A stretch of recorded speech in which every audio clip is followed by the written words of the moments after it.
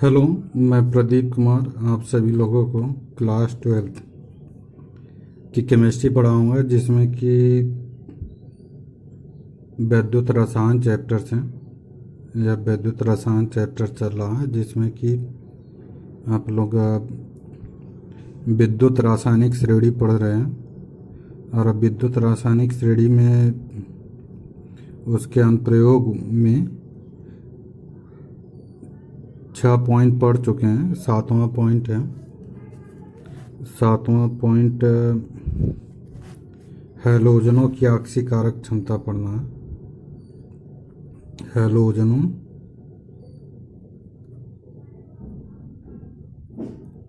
हैलोजनों की आक्सीकारक क्षमता, आक्सीकारक कारक क्षमता।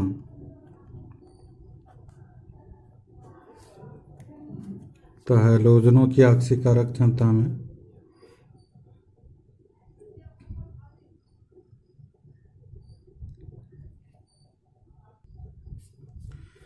हैलोजनों की आक्सीकारक क्षमता जो होती है वह उसके यानी कि जो हैलोजन की आक्सीकारक क्षमता होगी वह हैलोजन तत्वों के इलेक्ट्रॉन ग्रहण करने के ऊपर निर्भर करता है।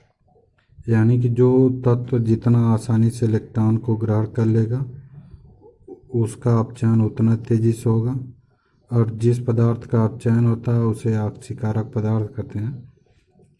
तो यहाँ पर जो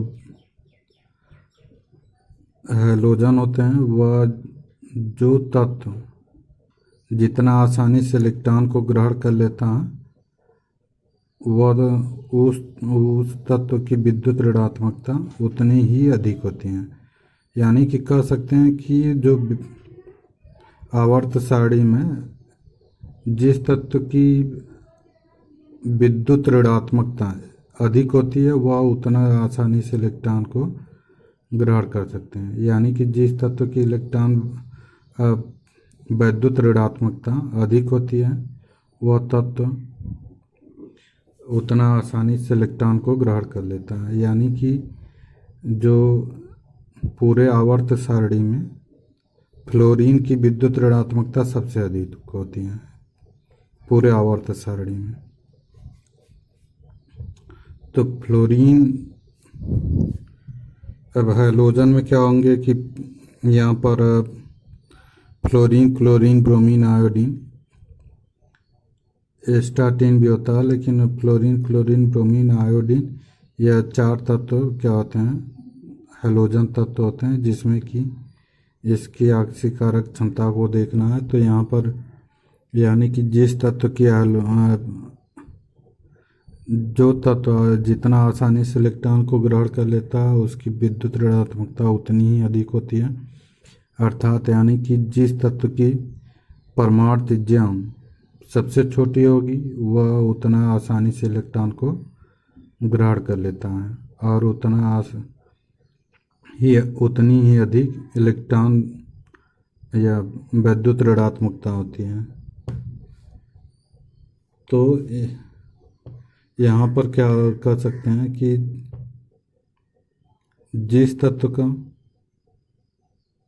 यानी कि जिस हैलोजन का इलेक्ट्रॉन विभव जितना अधिक होता है उसकी आक्सीकारक क्षमता उतनी ही अधिक होती है, और जिस तत्व की इलेक्ट्रॉन बंधुता या मानक इलेक्ट्रोड विभव जितना ही कम होगा उसकी आक्सीकारक क्षमता उतनी ही कम होती है। क्योंकि जब विद्युत आवर्त सारणी में जब ऊपर से नीचे आते हैं तो आक्सीकारक क्षमता बढ़ती है और अपचायक क्षमता क्या होती है, घटती है।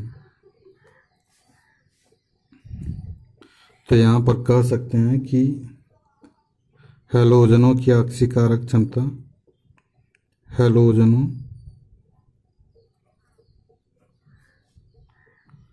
की आक्सीकारक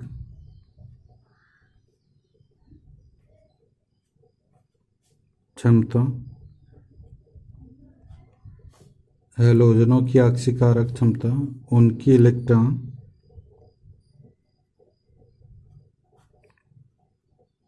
इलेक्ट्रॉन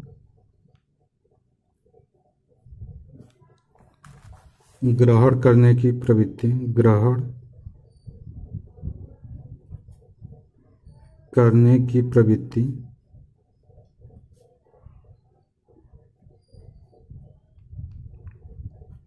ग्रहण करने की प्रवृत्ति पर निर्भर करते हैं, पर निर्भर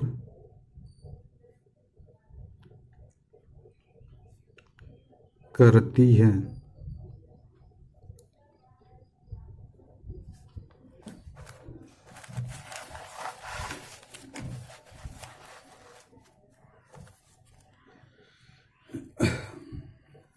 जिस हैलोजन की जिस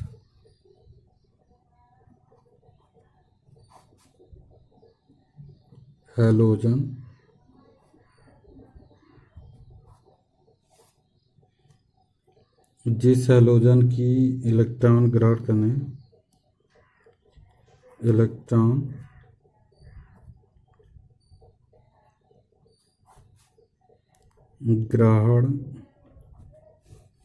करने की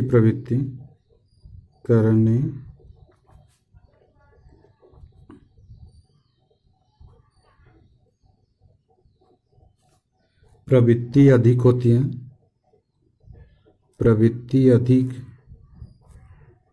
होती है, प्रवृत्ति अधिक होती है, वह अधिक प्रबल आक्सीकारक होता है, वह अधिक प्रबल आक्सीकारक होता है, प्रबल आक्सीकारक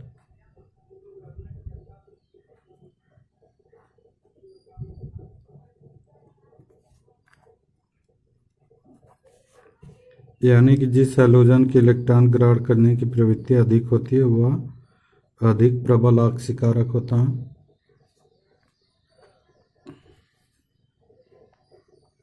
जिस हैलोजन का मानक इलेक्ट्रोड विभव, जिस हैलोजन का मानक इलेक्ट्रोड विभव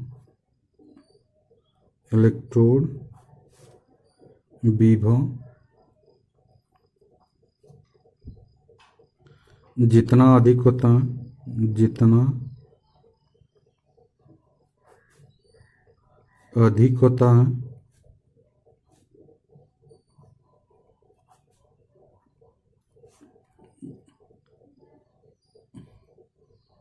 उस हैलोजन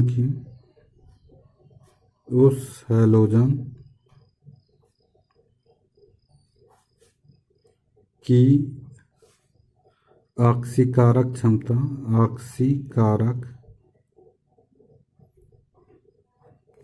क्षमता उतनी ही अधिक होती है, उतनी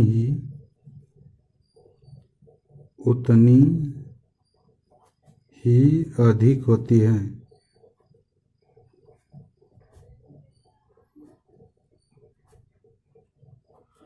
यानी कि जिस हैलोजन का मानक इलेक्ट्रोड विभव जितना अधिक होता है उस हैलोजन की आक्सीकारक क्षमता उतनी ही अधिक होती है। तो यहाँ पर क्लोरीन, ब्रोमीन और आयोडीन, इन चारों में देखेंगे तो फ्लोरीन की विद्युत ऋणात्मकता सबसे अधिक होती है। फ्लोरीन की विद्युत ऋणात्मकता सबसे अधिक होती है और इसी का मानक इलेक्ट्रोड विभव भी क्या होता है, सबसे अधिक होता है। इसलिए फ्लोरीन प्रबल अपचायक होगा, फिर उससे कम यह होगा, फिर उससे कम यह होगा। तो यानी कि फ्लोरीन की अगर फ्लोरीन का मानक इलेक्ट्रोड विभव देखेंगे तो 2.87 है, यहाँ पे +1.36 है और यहाँ पर +1.06 है और यहाँ पर 0.56 है। तो यहाँ पर देख रहे हैं कि यह जो मानक इलेक्ट्रोड विभव है, मानक इलेक्ट्रोड विभव फ्लोरीन का मानक इलेक्ट्रोड विभव 2.87 है और क्लोरीन का 1.36 है और ब्रोमीन का 1.06 है और यहाँ पर आयोडीन का सबसे कम है। तो यहाँ पर कह सकते हैं कि जिस हैलोजन का मानक इलेक्ट्रोड विभव जितना ही अधिक होगा उसकी आक्सीकारक क्षमता उतनी ही अधिक होती है। तो यहाँ पर और यह भी कह सकते हैं कि जिस तत्व की विद्युत ऋणात्मकता जितनी अधिक होती है उसकी आक्सीकारक क्षमता भी उतनी ही अधिक होती है। तो यहाँ पर फ्लोरीन की विद्युत ऋणात्मकता भी अधिक होती है और मानक इलेक्ट्रोड विभव भी अधिक होता है। इसलिए फ्लोरीन की आक्सीकारक क्षमता अधिक होगी और सबसे कम आयोडीन की होगी। और इसी क्रम में अगर देखेंगे तो यहाँ पर HF, HCl इस रूप में दिया रहेगा और HBr और HI। तो यहाँ पर हाइड्रोजन सब में है। तो यहाँ पर फ्लोरीन की विद्युत ऋणात्मकता अधिक होने के कारण इसकी आक्सीकारक क्षमता भी अधिक होगी।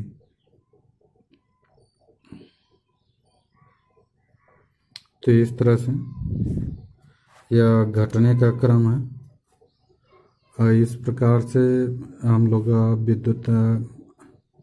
वैद्युत रासायनिक श्रेणी के अनुप्रयोग पढ़ लिए और यह धीरे धीरे चैप्टर ख़त्म होने वाला है।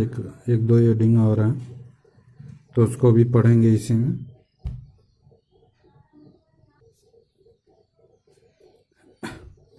तो इसके बाद हो जाएगा नॉर्थ समीकरण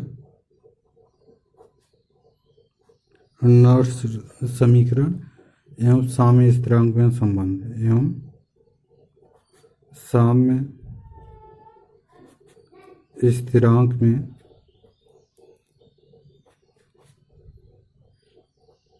संबंध।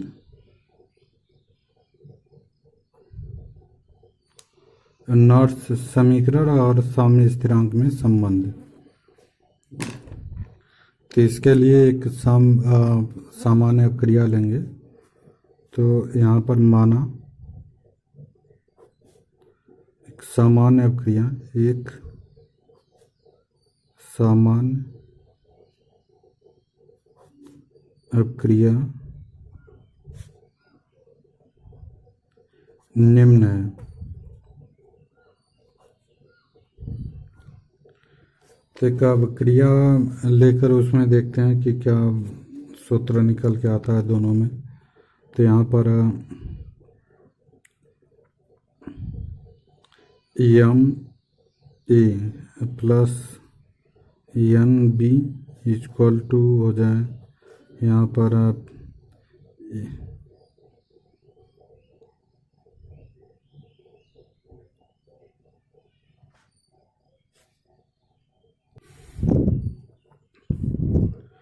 यहाँ पर M1 मान लेते हैं, यहाँ पर N1, यहाँ पर हो जाएगा N2 C प्लस M2 और यहाँ पर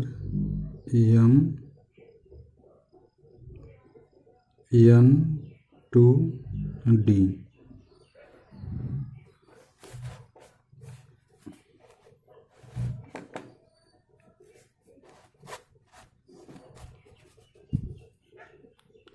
तो यहाँ पर हो जाएगा नॉर्थ समीकरण के अनुसार,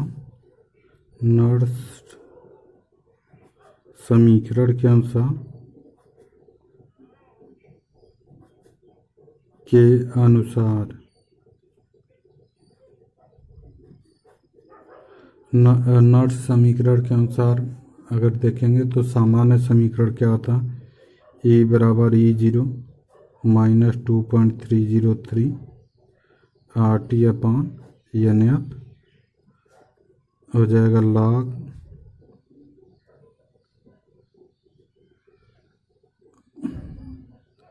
कंसंट्रेशन ऑफ, यानी कि उत्पाद की सांद्रता बटे अभिकारक की सांद्रता होता है। तो यहाँ पे उत्पाद की सांद्रता क्या हो जाएगा, C के पावर m2 इंटू D के पावर n2 बटे A के पावर कंसंट्रेशन ऑफ A के power m1 into concentration of B के पावर n1। तो यहाँ पर उत्पाद की सांद्रता बटे क्या होता है, अभिकारक की सांद्रता होता है। तो चूँकि देखिए साम्य स्थिरांक बराबर होता है, साम्य स्थिरांक बराबर होता है Kc बराबर कंसंट्रेशन ऑफ,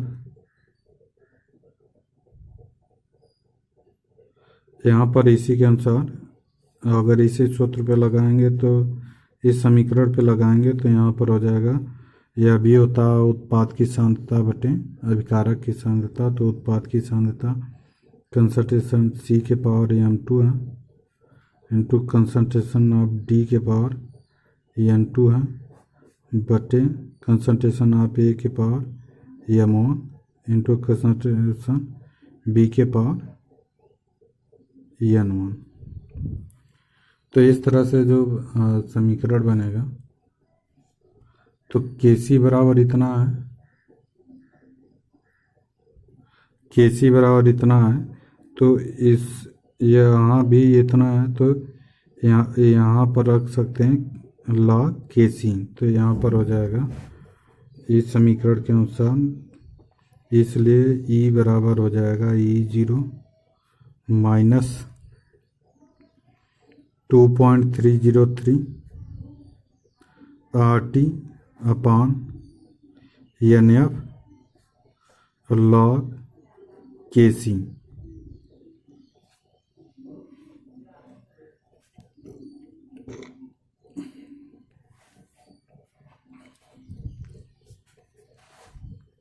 तो यहाँ से एक समीकरण यह मिल जाएगा, इन दोनों में संबंध, मानक इलेक्ट्रोड विभव और अब यह Kc में संबंध हो जाएगा। तो यहाँ पर अगर चूँकि R T और F का मान रखा जाए, का मान रखने पर,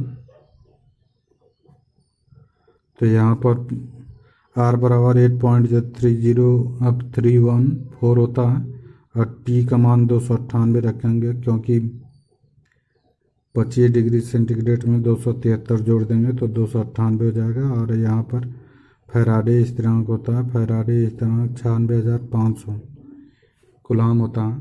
तो इसका मान रख देंगे तो यहाँ पर सूत्र मिलेगा E बराबर E0 minus 0.0591 by n log Kc। तो एक सूत्र यह भी मिलेगा।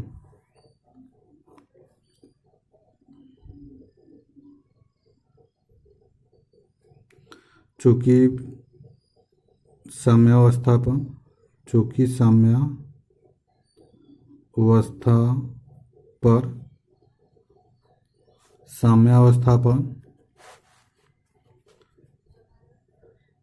E0 E का मान क्या होता है,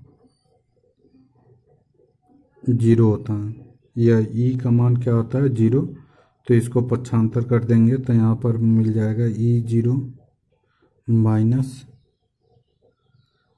0.50591 बटे n log Kc। यह भी एक सूत्र मिल जाता है। तो यहाँ पर मानक इलेक्ट्रोड विभव और केसी में संबंध है।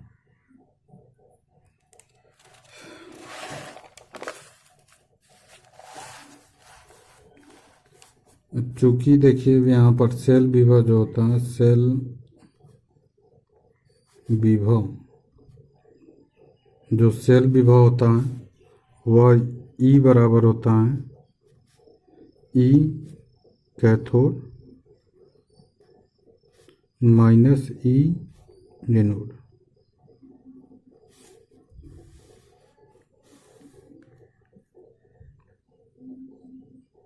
यहाँ पर जो इलेक्ट्रोड विभव होता है, इलेक्ट्रोड विभव यानी कि कैथोड का इलेक्ट्रोड विभव और एनोड का इलेक्ट्रोड विभव, इन दोनों का जो अंतर होता है वह इलेक्ट्रोड विभव, सेल का इलेक्ट्रोड विभव होता है।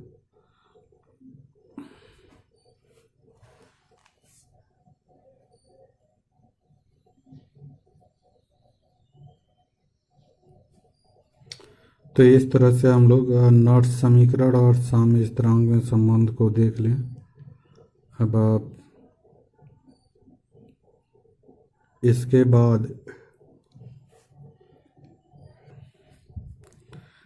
बाद यह चैप्टर ख़त्म हो गया और आप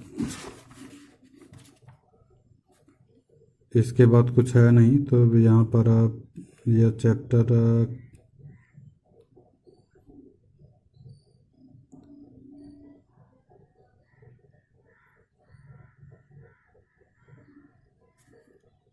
इसमें एक एडिंग और है संचारण, उसको भी पढ़ा दे रहे हैं, कभी कभी आता है परीक्षा में। संचारण किसे कहते हैं? संचारण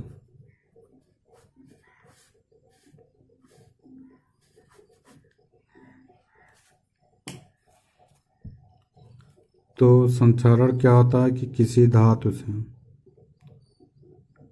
धातु का क्षरण होना या कोई भी पदार्थ का नष्ट होना क्या कहलाता है? संचारण कहलाता है। तो जैसे वह जो लोहा होता है वायु के संपर्क में आता है तो वह वायु से अपक्रिया करके उस पर वायु से और नमी से अपक्रिया करके वह उस पर जंग लग जाता है, जिसके कारण वह क्या होता है, धीरे धीरे नष्ट होने लगता है। तो इस प्रक्रिया को क्या कहते हैं? संचारण कहते हैं। तो जो संचारण होता है वह यानी कि किसी धातु पर कोई धातु किसी पदार्थ के संपर्क में आने पर वह धीरे धीरे क्या होता है, नष्ट होने लगता है। तो इस प्रक्रिया को क्या कहते हैं? संचारण कहते हैं। जैसे या चांदी होता है वह पीतल होता है, वह सब वायु के संपर्क में आने पर धीरे धीरे वह क्या होते हैं, नष्ट होने लगते हैं।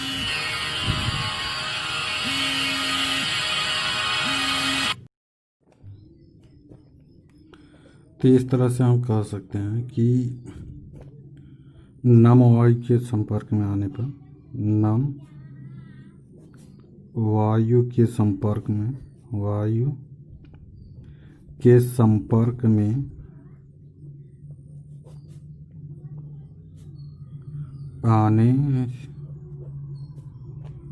पर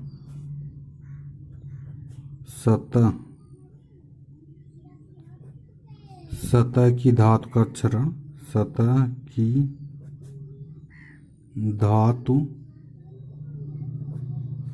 का क्षरण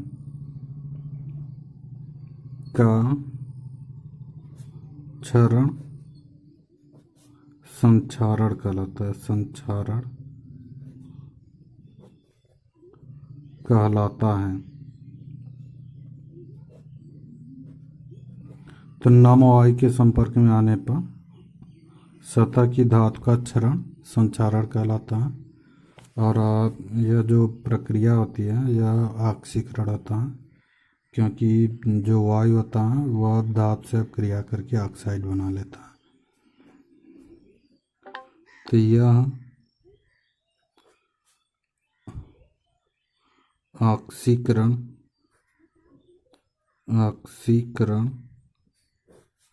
प्रक्रम होता है। जैसे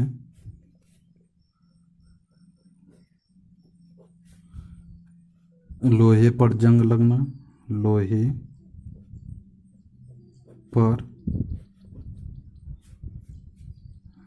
पर जंग लगना, जंग लगना,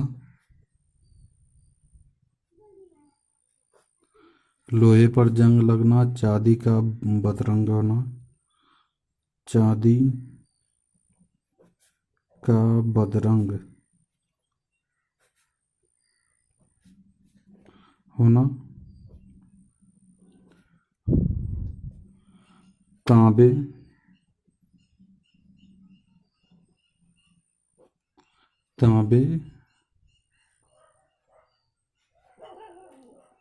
पर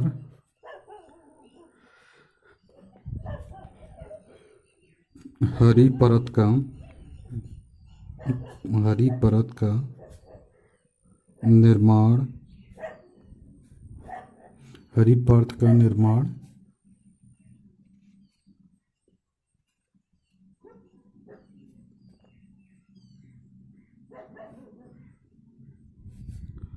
सभी संचारण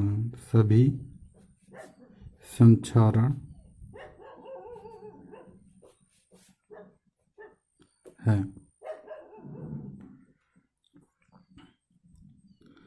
सभी संचारण प्रक्रम है। संचारण में मका, तो संचारण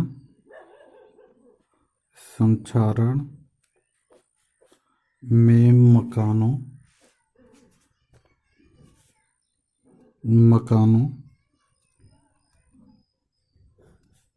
पुलों,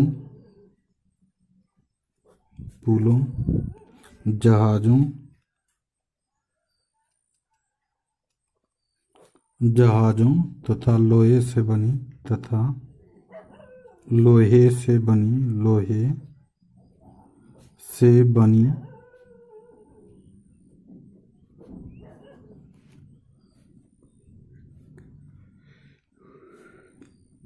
कई अनेक वस्तुओं की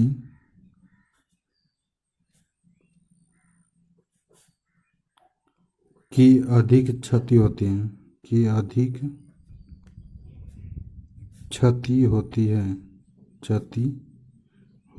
है, जिसके कारण करोड़ों रुपए खर्च होते हैं। तो लोहे का संक्षारण जंग लगना, यानी कि जो लोहे पर जो जंग लगता है वह लोहे का क्या होता है, संक्षारण कहलाता है। तो यहाँ पर कह सकते हैं कि लोहे पर जंग लगना,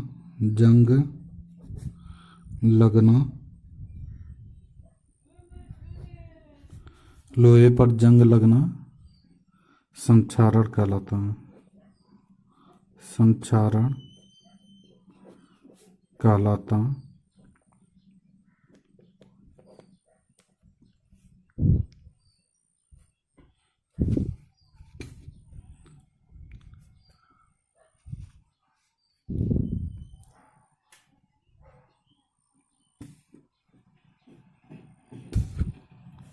तो लोहे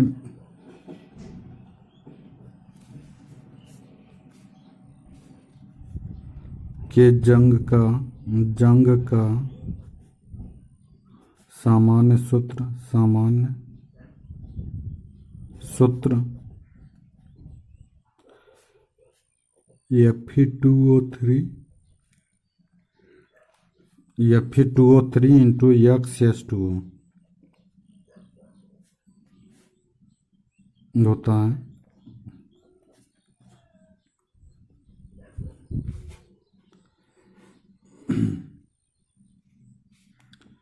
तो जंग लगने का मुख्य कारण होता है वायु में नमी, कार्बन डाइऑक्साइड और ऑक्सीजन की उपस्थिति के कारण लोहे पर जंग लगता है। तो यहाँ पर जंग लगने का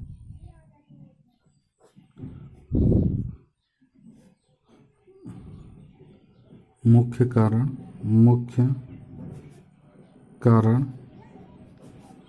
वायु में नमी, कार्बन डाइऑक्साइड और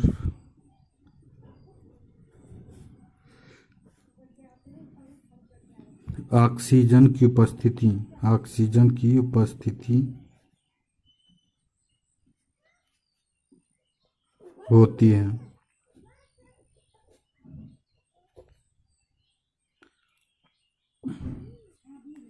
तो इस तरह से हम लोग संचरण पढ़े, जिस पर बताया गया कि किसी भी धातु की सतह पर अन्य पदार्थों का या वायु द्वारा ऑक्सीकृत हो जाना ही क्या कहलाता है, संचरण कहलाता है। तो जब ऑक्सीकृत हो जाएगा तो वह धीरे धीरे क्या होता है, नष्ट होने लगता है। इसकी वजह से वह क्या होता है, संचारित होने लगता है। जैसे लोहे पर जो जंग लगता है वह ऑक्सीकरण की क्रिया होती है, क्योंकि उसमें पानी की मात्रा, यहाँ पर देख सकते हैं कि पानी की मात्रा उपस्थित होती है, जिसके कारण वह लोहे का क्या होता है, क्षरण होने लगता है। तो इस प्रकार से वैद्युत रसायन जो चैप्टर है वह आज ख़त्म हो गया। अब नया चैप्टर पढ़ाएंगे अगला।